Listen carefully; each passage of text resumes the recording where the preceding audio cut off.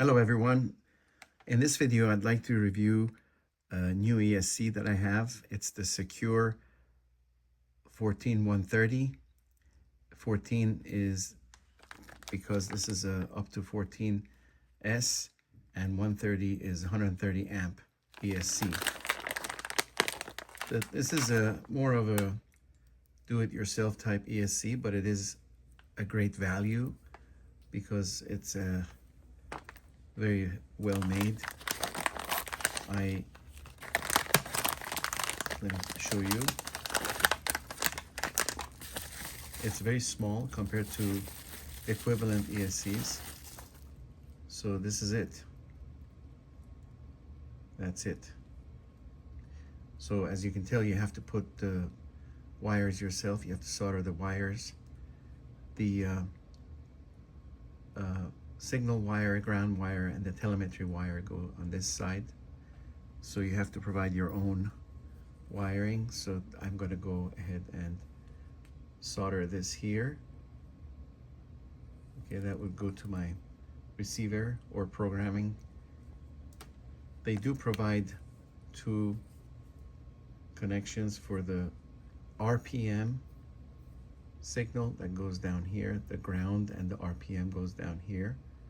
And this also goes to your receiver or flybarless controller.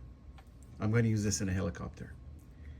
And then I also got the ESC Link, and the ESC Link would connect to the wire that you put on this port. So it would just be connecting into an ESC Link that connects to your computer to do the programming of this ESC.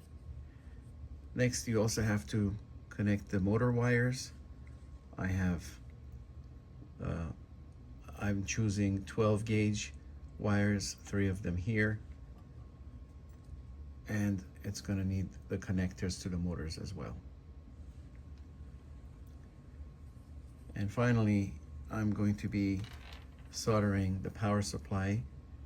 The V minus is the negative or the ground for the power supply, and then positive is the red. So I'm going to go ahead and do these solder these wires and set this up. And they've also provided shrink tube. So once those are on, I'm going to put this on and heat it up and make it secure. Finally, when we're done building it, we're going to go ahead and put it in a helicopter. I've chosen to put it in one of my 3D helicopters that takes 12S. So that's going to test the range. It's going to be at 12S, and the current ESC in that helicopter is 120 amp. So this should be fine, 130. All right.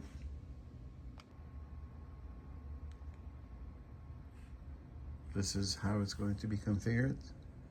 You have your power supply, you have your receiver, you have your RPM signal that goes in the bottom, and then you have your motor wires and the connectors. These will have shrink wrap over them. So these are 12 gauge. Will be soldered here. I have 10 gauge soldered here and here, and also the signal wire to the receiver will be up there, and the RPM would be down here with the ground.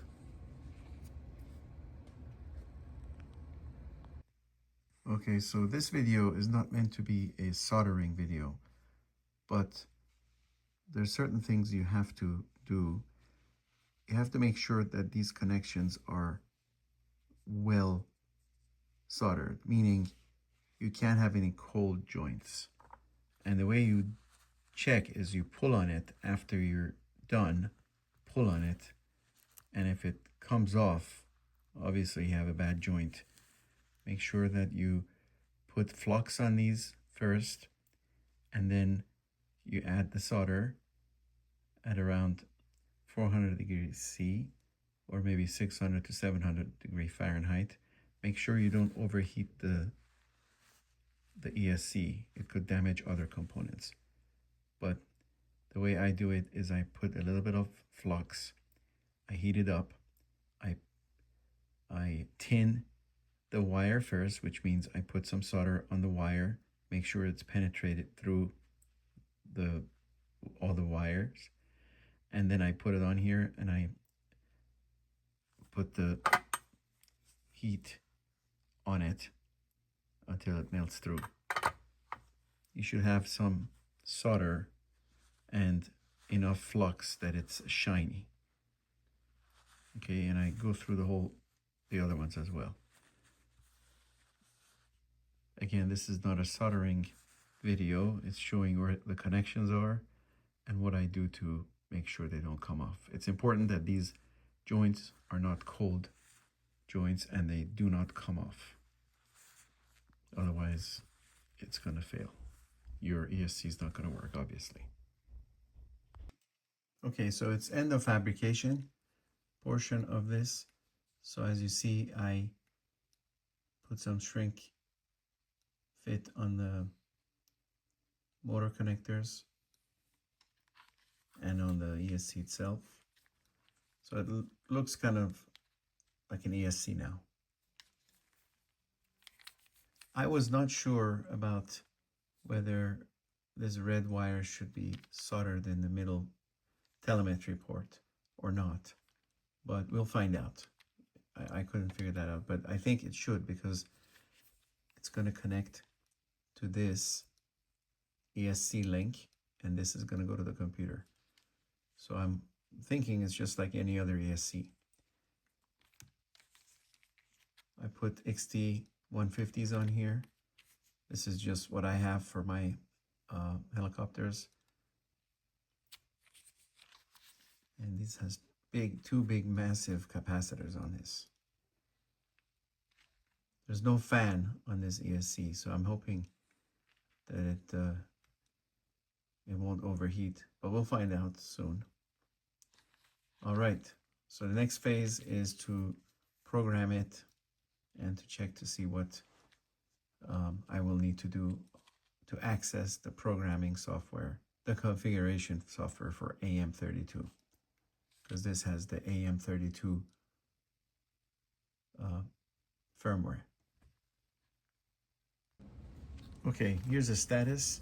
I went ahead and installed the BEC to get it. This is the voltage regulator. It could be adjustable from anywhere from 5 volts all the way to 9 volts. I like to keep it around 5.5 to 6. You can adjust it with this thing. Here it's 6 volts. In between it's 5.5, and so on and so forth. So, and this is 20 amps. I will be replacing, this is my 600 helicopter.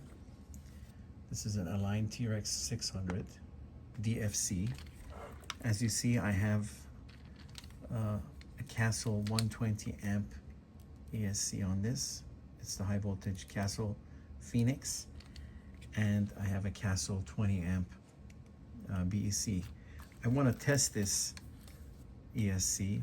It's a fraction of the price of this guy, and we want to test it and see how well it does. Okay. I will be probably using my B-Sticks to run the governor, not this. And there's some programming configuration that I will be doing now in the AM32 Configurator on my computer, and I'll go ahead and show it to you now. Again, this is a SEQURE 14130 130 amp ESC. Now the way this reads, 14 is for 14 cells and 130 amp.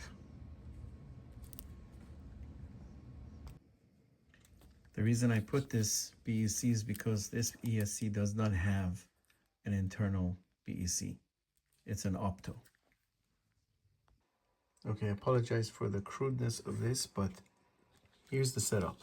Okay, I've connected the ESC link to a data cable. This is a data capable charging cord that goes into my USB port.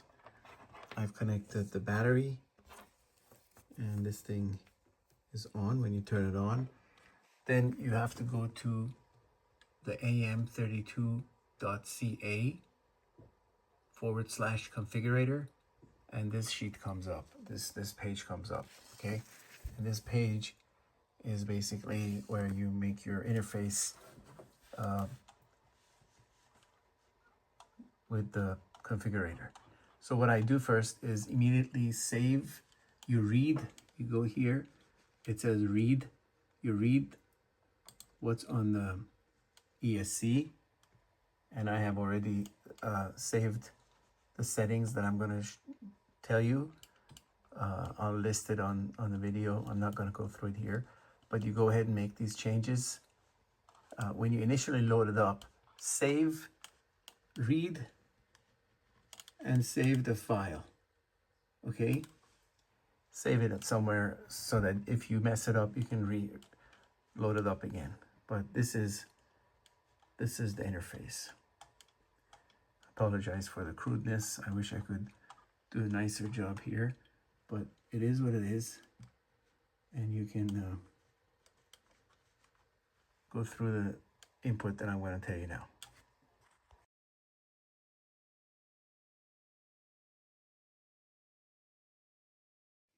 I removed the Castle ESC and voltage regulator, and now installed the new SEQURE ESC. I'm going to put it right here.